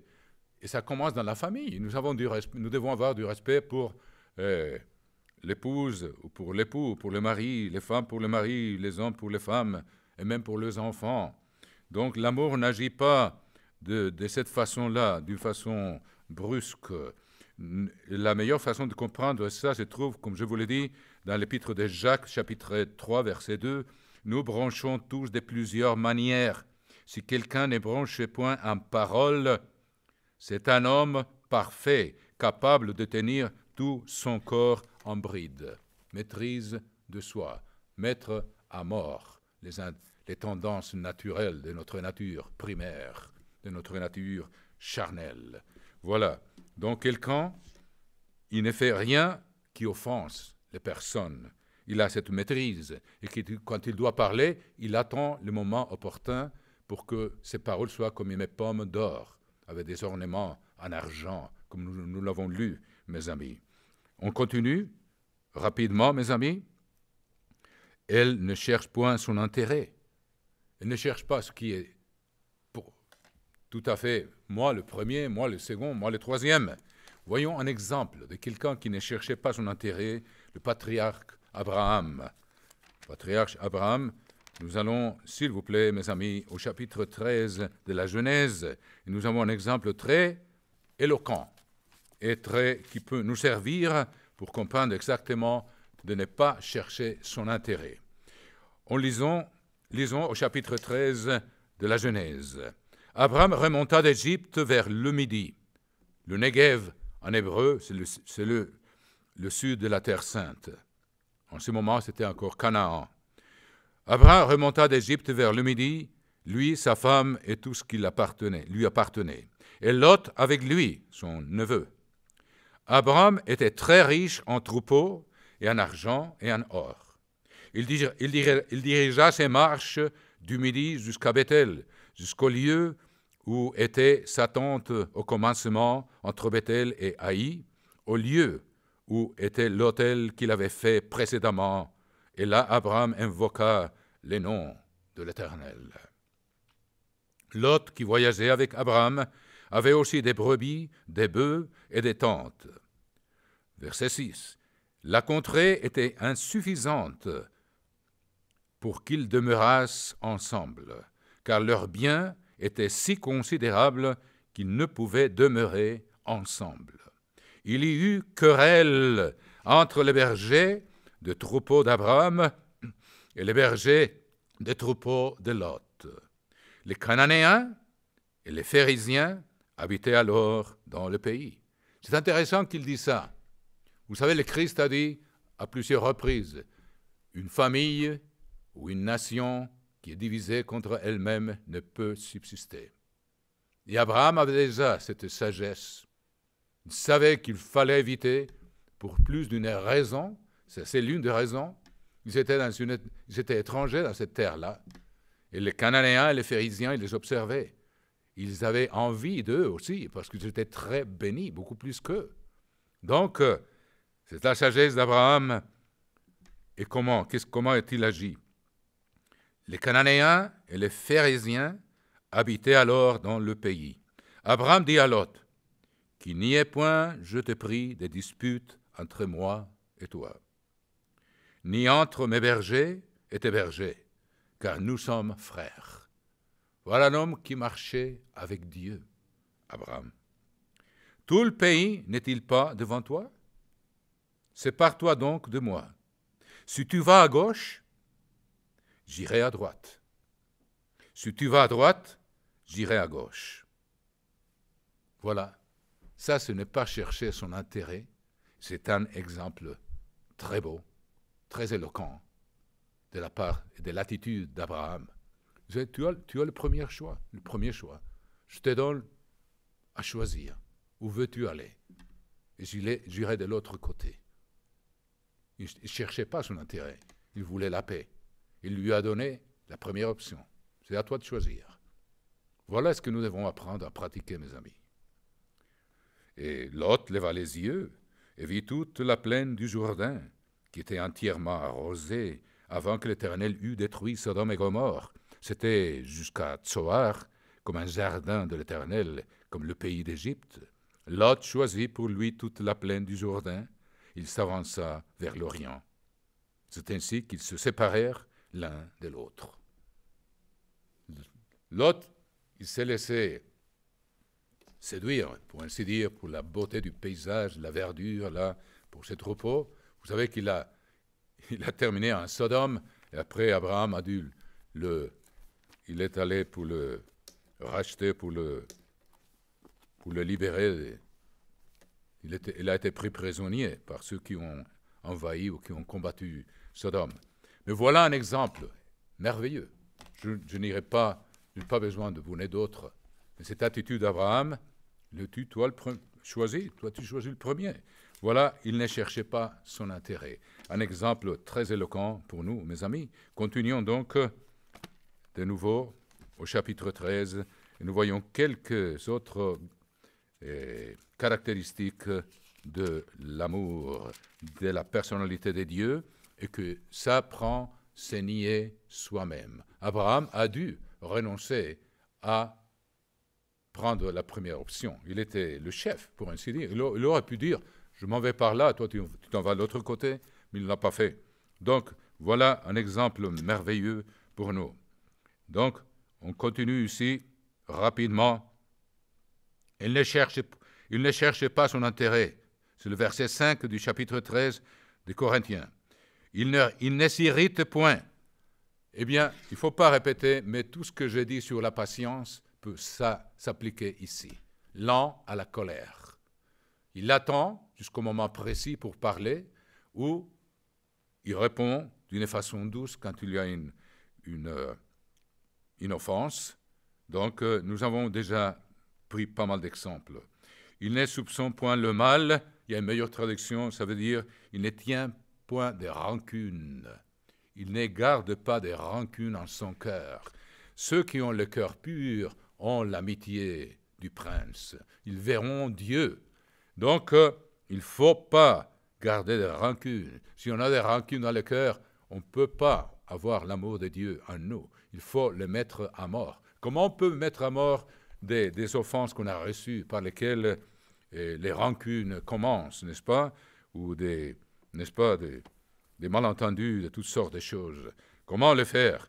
Il y a un proverbe là, si je le trouve, qui est très beau, qui peut nous donner une clé là pour la ce que je disais au sujet de la rancune.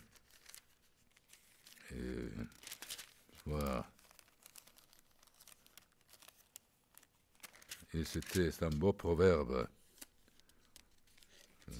Celui qui court une faute. Ah, voilà. Au chapitre 19, s'il vous plaît, mes amis. Chapitre 19, verset 11. L'homme qui a de la sagesse est lent à la colère. De nouveau. Voilà. Il met sa gloire à oublier les offenses. Oh, ça, il faut le marquer, s'il vous plaît. L'homme qui a de la sagesse est lent à la colère. Il met sa gloire à oublier les offenses. Qu'est-ce que ça veut dire?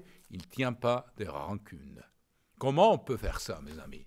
Il y a des gens qui disent « Moi, je pardonne, mais je n'oublie pas. » Vous savez qu'on peut oublier? Il y a quelqu'un qui m'a dit une fois, à la fac, en France, dans ma jeunesse, il m'a dit « La mémoire est la faculté d'oublier. » On peut l'utiliser pour oublier, mes amis.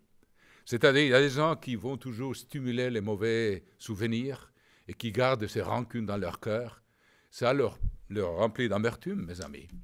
L'amour de Dieu ne peut pas habiter là. Donc, c'est une condition de l'amour, c'est mettre à mort les rancunes. Comment on peut le faire si on a été offensé? Et injustement, comme ça peut arriver. Comment on peut mettre sa gloire à oublier les offenses? Parce que le plus important pour nous, d'avoir un rapport avec Dieu. Et le Christ a dit qu'il faut pardonner du fond du cœur. Comment peut-on le faire? Et prouver que les gens qui disent « je pardonne mais je n'oublie pas », ils sont dans l'erreur. Il y a une écriture dans l'apôtre Jacques, je ne veux pas y aller, pour ne pas prendre trop longtemps. Il dit « résistez au diable et il fuira de vous ». Si vous résistez à ces sentiments qui produisent les rancunes en vous-même, si vous résistez comme si vous résistiez une tentation quelconque, si vous la rejetez, parce qu'il y a une condition essentielle pour être un disciple de Christ, c'est d'amener chaque pensée captive à l'obéissance du Christ. C'est dans la deuxième épître aux Corinthiens, chapitre 10, verset 5. Donc, comment peut-on ramener chaque pensée à l'obéissance du Christ si moi, je ramène des rancunes, des sentiments de vengeance ou des ressentiments contre quelqu'un? C'est en résistant, en se niant soi-même, encore une fois, en mettant à mort ses désirs de garder des rancunes, de renoncer systématiquement. Ça peut revenir une fois, on la résiste. C'est comme on résiste le diable. Il faut le rejeter, mes amis. C'est un acte de volonté conscient, décisif, de ne pas garder, ne pas avoir des rancunes, ne pas tenir des rancunes. Et le rejette. Et je vous le dis, mes frères, si on le rejette systématiquement, il y a un moment, comme le diable fuit, il commence à s'endormir dans la nuit des temps. Il commence à s'endormir, il ne revient plus, parce qu'on l'a combattu, on ne l'a pas cultivé, on ne l'a pas stimulé, on l'a fait mourir. Et si on ne va pas le rechercher comme quelqu'un qui veut ouvrir une tombe et faire sortir un cadavre, il veut que ça reste enseveli dans le passé. Donc, il peut avoir l'amour de Dieu. Il ne tient pas de rancune. L'amour ne peut pas tenir de rancune. Et il y a une façon de les vaincre, je viens de vous l'expliquer, mes chers sœurs et frères. Et c'est la façon de cultiver le caractère de Dieu, parce qu'il dit dans la Nouvelle Alliance qu'il pardonne nos péchés et qu'il les oublie. Et il espère que nous fassions la même chose, et on peut le faire. C'est une question d'avoir une décision, de ne pas stimuler le souvenir des offenses reçues, mais de les mettre dans l'oubli volontairement jusqu'à ce qu'elles s'endorment. Et après, on revoit la personne et c'est comme si rien n'était arrivé. Mais ça prend un exercice mental de mettre à mort quelque chose que Dieu nous commande de faire pour pouvoir avoir l'amour en nous-mêmes. Continuons encore, on est presque au point de finir, mes amis. Elle ne s'irrite point, elle ne soupçonne point le mal. Vous pouvez garder là, vous pouvez mettre là, elle ne tient pas de rancune. C'est une meilleure façon de la traduire. Elle ne se réjouit point de l'injustice, mais elle se réjouit de la vérité. Vous savez, c'est notre ennemi, comme dit l'apôtre, je vous lis un exemple de ça. C'est notre ennemi au chapitre 12 des Romains. Au chapitre 17, elle ne se réduit pas dans l'injustice. au chapitre 12, verset 17 de Romains. Ne rendez pas à personne le mal pour le mal. Cherchez ce qui est bien devant les hommes. Puis il dit, verset 20, chapitre 12, verset 20 de l'épître aux Romains. Mais si ton ennemi a faim, donne-lui à manger. S'il a soif, donne-lui à boire. Car en agissant ainsi, ce sont des charbons ardents que tu amasseras sur sa tête. C'est-à-dire, les gens, ils ne s'attendent pas à qu'on leur rende le bien pour le mal. Il ne faut pas se réjouir de l'injustice. Si votre ennemi est en train de souffrir, peut-être à cause d'un mal qui vous a causé, il ne faut pas se réjouir de cette injustice. Il faut chercher à lui faire du bien, à rendre le bien pour le mal, et ça va, c'est exactement le contraire. C'est la voie étroite, c'est mettre à mort nos tendances charnelles, et faire le contraire de ce que notre nature charnelle nous dicte. C'est comme ça qu'on est des disciples du Christ et qu'on le met à mort. Tout ce qu'on a étudié aujourd'hui. Si quelqu'un est en train de souffrir à cause de l'injustice, même qu'il a commise contre nous, il ne faut pas se réjouir. Il faut se réjouir de la vérité. Et qu'est-ce que la vérité? Le psaume 119 dit, tous tes commandements sont la vérité. Et il a dit, aimez Dieu sur toutes choses, n'est-ce pas, de votre cœur, de tout votre cœur, de toute votre âme, de tout votre esprit, de toutes vos forces, et votre prochain comme lui-même. Ça, c'est la vérité. Il faut aimer même nos ennemis. Et voilà, comme ça, on est des disciples du Christ. On prie même pour ceux qui nous ont offensés. C'est ce qu'il a dit au sermon de la montagne. Donc voilà, un schéma de vie complètement différent, mes amis. Donc l'amour ne se réjouit pas de l'injustice, il se réjouit de la vérité qui est d'aimer nos ennemis. Elle excuse tout. Elle croit tout. Elle excuse tout veut dire elle donne le bénéfice du doute aux gens, surtout aux gens dans l'Église. Si Dieu les a amenés ici, si Dieu les a fait venir, c'est le Père qui les a fait venir, il est en train de travailler avec eux, il va finir l'œuvre qu'il a commencé avec eux, donc il faut pas condamner les frères parce que Dieu est en train de travailler avec eux. Et il va leur enseigner ce qu'il faut qu'ils apprennent. C'est son travail à lui, n'est-ce pas, mes amis? Donc, elle excuse tout, ça veut dire aussi, quand on parle mal des autres, on est prêt à défendre leur réputation, ne pas faire partie des commentaires négatifs qui exaltent notre orgueil pour dire « moi je ne suis pas comme ça, donc quelqu'un a tel et tel problème, mes amis ». Et puis ça devient le thème des discussions, des conversations. Il ne faut pas en faire partie. Excuser, ça veut dire aussi couvrir. Il faut venir à la défense de celui qui est absent, n'est-ce pas? Et démontrer qu'il y a des aspects positifs dans sa personnalité, n'est-ce pas? Ne pas joindre la foule pour condamner, mes amis. C'est aller dans la direction contraire, faire mourir ce désir de dire quelque chose de négatif, n'est-ce pas, pour me sentir un peu mieux que les autres. Ça veut dire il couvre tout, c'est-à-dire il donne, et puis il croit tout, ça veut dire il donne le bénéfice du doute que Dieu est en train de travailler avec les gens. Et on ne donne pas de la place aux paroles négatives contre les autres de notre part, mes amis. Il faut respecter ça, il faut s'ennier soi-même. Elle espère tout. On peut le mettre dans les mêmes niveaux. On espère que Dieu est en train de travailler et qu'il va changer. Ça ne veut pas dire qu'on ne discerne pas le mal, mais ça veut dire qu'on espère et on a la foi que Dieu va intervenir. Et si on peut dire d'une façon avec de la sagesse, avec la douceur, n'est-ce pas, qui a des pouvoirs, donc on peut le faire et chercher les moments opportuns pour aider le prochain. Elle supporte tout. Comment peut-on tout supporter, mes amis? Je ne veux pas continuer à partir de là, mais comment on peut tout supporter? L'apôtre Paul nous dit la solution. Il y a un moment où l'oppression est extrême, mes amis. On ne peut pas tout supporter par nos forces. Il faut un élément. Et c'est très important. Prêtez bien attention à ce que je veux vous dire, mes amis.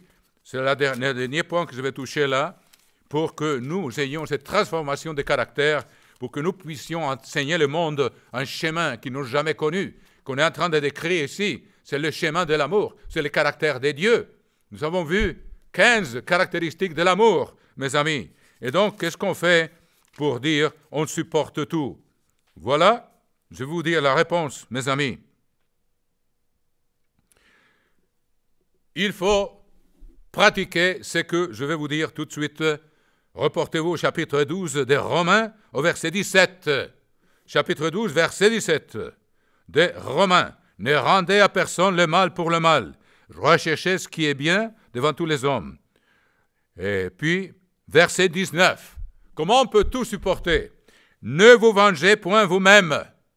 Si on nous a fait beaucoup de mal, mes amis, il y a des gens qui cherchent à nous faire du mal, on peut prier pour eux, n'est-ce pas? Mais il ne faut pas prendre les choses entre nos propres mains, de prendre la vengeance, de rendre le mal pour le mal. Ça prend de la foi, ça prend une conviction. Il dit, ne vous vengez point vous-même, bien-aimés, laissez agir la colère, car il est écrit. Si Dieu voit un de ses enfants opprimé, maltraité, n'est-ce pas? Comment peut-il le supporter? Comme le Christ, il le dit, l'apôtre Pierre le dit dans son épître, quand le Christ était insulté, il remettait sa cause à celui qui juge. Il a pratiqué ce que nous lisons ici. Il dit, ne vous vengez point vous-même, bien-aimés, mais laissez agir la colère, car il est écrit, à moi la vengeance, à moi la rétribution, dit le Seigneur. Donc, si on dit, Dieu, mon Seigneur, toi tu restes là, moi je vais prendre les choses dans mes propres mains, je vais me venger moi-même. On va créer une série de problèmes qui sont beaucoup pires que celui que vous êtes en train de souffrir, je vous le garantis. Si vous le laissez dans les mains de Dieu, et on a la foi, et on dit, mon Dieu, défends-moi, tu l'as promis, je ne veux pas le faire moi-même, mais j'ai confiance en toi, pas avec la haine, mais on peut prier que cette promesse s'accomplisse. Donc on peut tout endurer parce qu'on a la confiance et la certitude que Dieu va intervenir. Il fera les choses beaucoup mieux que nous, mes amis. Et comme ça, on peut tout endurer dans cette vie que nous vivons. Mes amis, c'est un peu long, mais il fallait étudier ces sujets parce que c'est les sujets plus importants sur lesquels nous pouvons méditer et travailler et mettre en pratique si nous voulons être dans les royaumes des dieux qui s'approchent. Donc, mes amis, mes salutations, c'était un plaisir de vous parler. Je peux vous revoir un de ces jours avec un message un peu plus court. À bientôt.